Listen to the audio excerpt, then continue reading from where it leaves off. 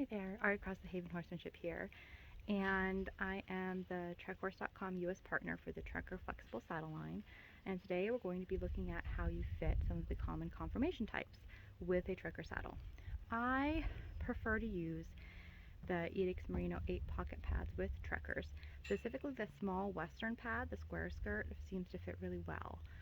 I like to use them for balancing out the saddle, as you'll see with some of the main conformation types. Particularly downhill, uphill, flat-backed, and then asymmetrical, is that having the shimmable pads helps so much in addressing those issues. I know some people like to use the movable panels on some of these saddles to address those issues, but I found that we end up with other issues when we try to use the panels to address conformational issues. So I like to use the panels primarily for channel width, and then I use an 8-pocket pad for saddle balance. So I hope you all find this helpful, and I'll introduce you to each horse as we go. I hope you enjoy. So first of all, I recommend putting your panels approximately 3 inches apart. So measure 3 inches apart at the front and the back, and then the middle is going to be a little bit less than 3 inches, but pretty close. I find this is a good width to start at. If you have a particularly A-framed horse, a horse whose spine is quite a bit higher than the muscles on either side of their spine, then you may need to narrow these a little bit.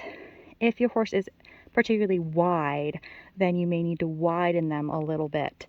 And in general, you can play with these a little bit because they do affect the way you feel the saddle. The panel's a little bit narrower, can help us feel like we have a little bit more of a twist or a waist, whereas a little bit wider can help us sit a little bit wider.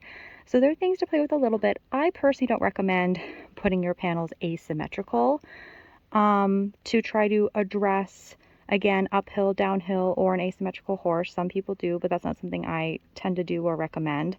I recommend having them pretty consistent all the way down and starting around, again, 3 inches and working from there. If your horse is a little bit A-frame, go a little narrower. If your horse is particularly wide, a little bit wider.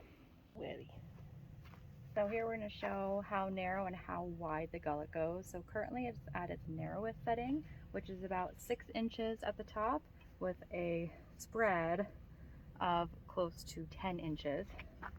And then all the way opened up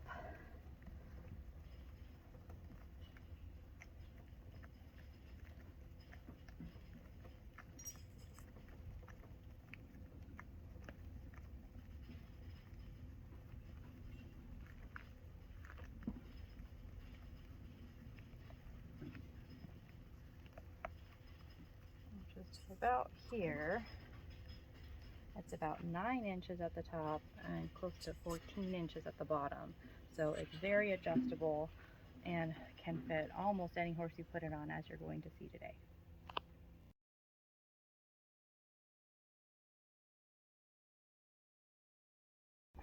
Okay, this is Mr. Moose. And yes, you have to say his name like that. He is quite uphill. You'll see the top of his withers is quite a bit higher than the top of his haunches. And he rides incredibly uphill, even more so than he looks. And where the saddle's going to sit is just behind his scapula. So the scapula is right here. So right around here is where it's going to sit. And if you look at that part of his back, you'll see it's going to be sitting right at the base of this uphill portion. So he is still going to fit uphill. Again, I like to use EDIX 8 pocket pads to address things like this. So first we're going to put the saddle on without a saddle pad and without a girth to look at how the saddle is sitting and to adjust the pommel. And then I'll show you it with the saddle pad on to show how we can address that uphill with an 8 pocket pad. So when we're putting a saddle on, we want to be looking at right in here and how this is fitting. So this looks pretty wide at the moment. The bottom is further away than the top, which means it's a little bit too wide. I'm going to reach up, tighten it up a turn, and you'll see that looks a little bit more consistent. I need to even them a little bit more. So that looks pretty good.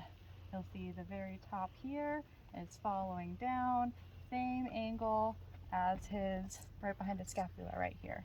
So that's probably just about where we want his gullet width to be.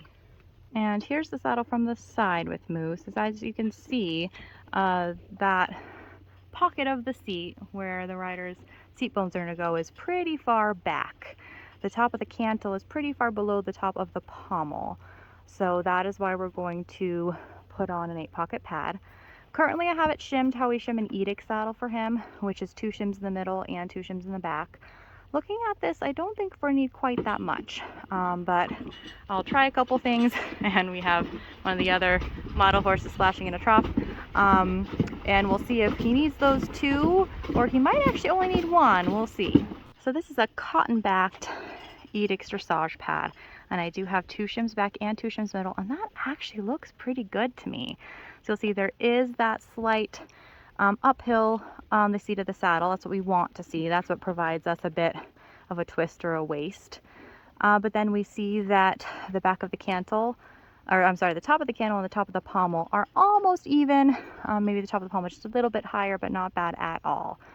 So this is probably what I would try riding in first, and then adjust from there depending on how it feels.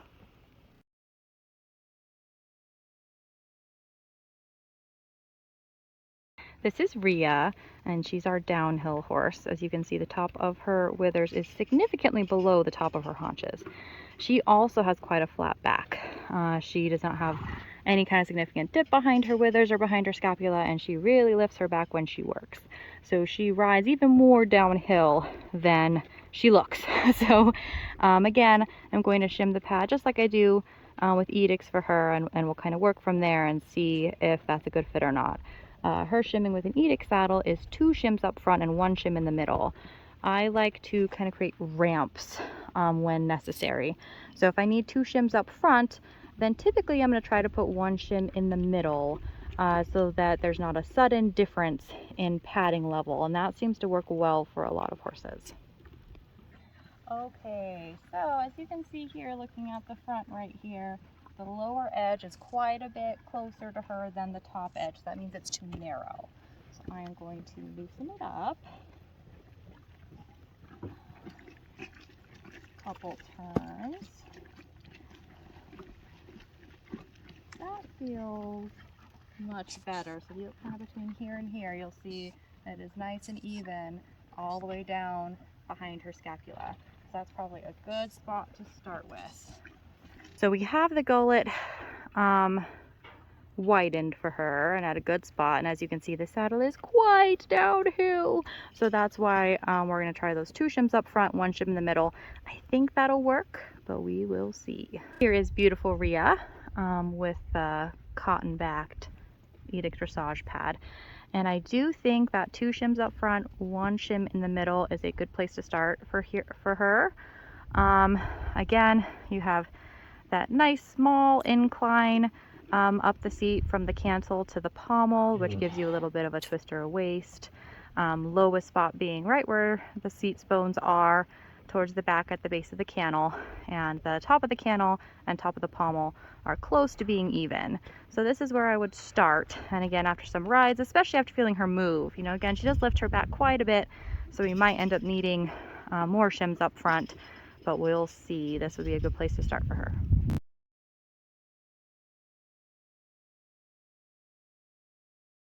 This is Sierra. She is our flat-backed pony. You'll see that the top of her withers and the top of her haunches are just about even, which means that she will actually fit slightly downhill. And she does lift her back a lot when she's working, and she doesn't have a whole lot of dip in her back behind her withers, behind her scapula. So when she lifts her back when she's working, she fits like she's pretty solidly downhill. And we will just be putting 1 shim in the front of the saddle pad, and I think that will be enough to balance out the saddle on her, but we will see. So again, we want to look kind of right in this section here, and it actually looks pretty good. I think I'm going to tighten it up just a little bit, just that half turn, and you'll see it's pretty consistent between those 2 points between the sides of her shoulder. Maybe that actually was a little bit too tight. We'll go back out again. Yeah, I think that's better. We've got a nice even gap here, and it feels good where the panel is too. Okay, we have the gullet appropriate for Sierra, and as you can see, the saddle isn't nearly as downhill as it was on Rhea, but it is just slightly downhill.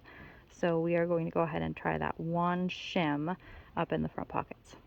Okay, here is the saddle with just one shim up front, and I'm a little torn actually. I actually think that made the saddle a little bit uphill.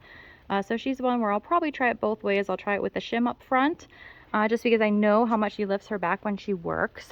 So this might end up being appropriate when she's moving and working. Then I will also try it without that shim in the front. We're a little bit in shadow, so it's a little bit hard to see. Let me get closer. You can see there's a pretty steep angle to the seat there, maybe a little bit too much. And the top of the pommel is a little bit higher than the top of the cantle. So that's what's causing me to say that I think this actually made the saddle a little bit uphill. Knowing her, I'll probably try it this way first, but I'll keep in the back of my head that it is possible that I might need to take that shim out and try without any shims.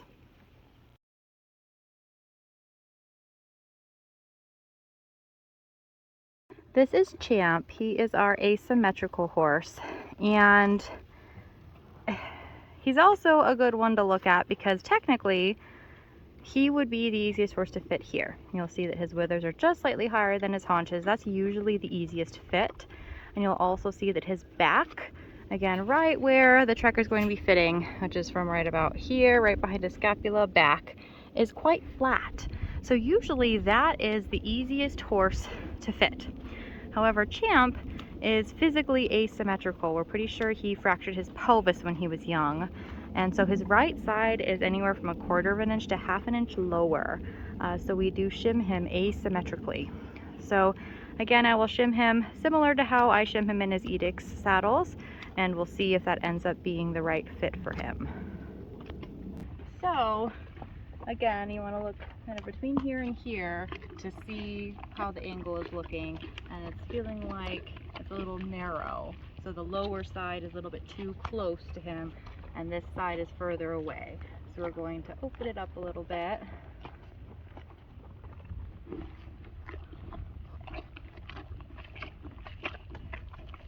And that looks pretty good and feels pretty good. So again, we're looking at between here and here is about even all the way down. So that feels pretty good.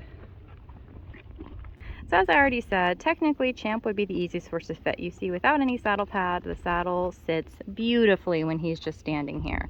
You got that nice little incline from the front of the cantle towards the pommel that gives you a good, twist or a waist. And the deepest part of the seat at the back is slightly lower for your seat bones.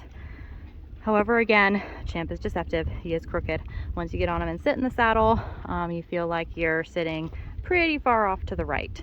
So we're going to go ahead and shim his saddle pad with 2 layers of shims all the way down the right side, so front, middle, and back. So here he is, shimmed all the way down the right side, and that looks pretty good. We've maintained the saddle balance front to back. It's maybe a little uphill now, but not too bad. So here I'm trying to give you a look at what the effect of the shims is. So again, we have close to 1/2 an inch of shims down that whole right side. And it's okay, buddy, it's just me looking at you. It's just me. And with those almost 1/2 layer of shims, the trekker symbol is right over his spine. So it definitely would not be if we did not have those shims going down the right side. So that is our trekker fitting video. I hope you find it helpful. I don't currently have a horse here with a dip in their back, so I wasn't able to show that. But I'll quickly tell you my thoughts on it. And that is to be careful with the horses that dip in their back. I highly, highly recommend videoing them without a saddle on, walking, trotting, and cantering to see how much their back moves. A lot of horses with a dip in their back do lift their back when they're working, and so there's significant risk of over shimming horses with a dip in their back. So I would, video them, watch it, and shim the minimum you can. So if the horse lifts their back a lot while they're working, I'd try not shimming at all and see if your saddle accommodates that dip. If they still have a significant dip when they're moving, then try just one shim and start there. Very rarely have I seen a horse that has needed multiple shims in a middle pocket for a dip in their back. So I just recommend caution with that. And feel free to contact me if you have any questions around fitting a trekker saddle. I'm always happy to help, and I look forward to chatting with you.